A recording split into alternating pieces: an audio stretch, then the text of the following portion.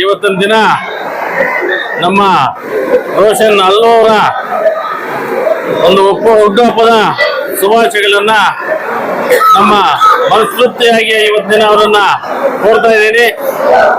ಅವರು ನಮ್ಮ ಮುರಳಿ ಹೇಳಿದಂಗೆ ಸ್ನೇಹಜೀವಿ. ಯಾಕಂತಂದ್ರೆ ನಮಗೆ ಹಿಂದೆ ನಾನು 2005ರಲ್ಲಿ ಜಿಲ್ಲಾ ಪಂಚಾಯತ್ ಮೆಂಬರ್ ಆಗಿದ್ದಾಗ ನಮ್ಮ ಅಲ್ಲೋರ್ಗೂ ನನಗೂ ಕನೆಕ್ಷನ್ ಕಡಿಮೆ ಇತ್ತು.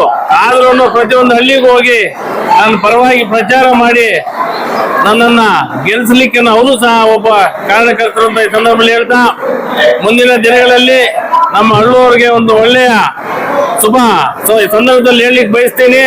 ಅವರು ಉನ್ನತ ಮಟ್ಟಕ್ಕೆ ಬರಬೇಕು. ಮುಂದಿನ ದಿನಗಳಲ್ಲಿ ಅವರೊಬ್ಬ ರಾಜಕಾರಣಿಯಾಗಿ ನಮ್ಮ ತಾಲೂಕಿನಲ್ಲಿ ನೋಡ್ಬೇಕು ಅಂತ ನಾನು ತುಂಬಾ ಆಶಿಸ್ತಾ ಇದ್ದೀನಿ.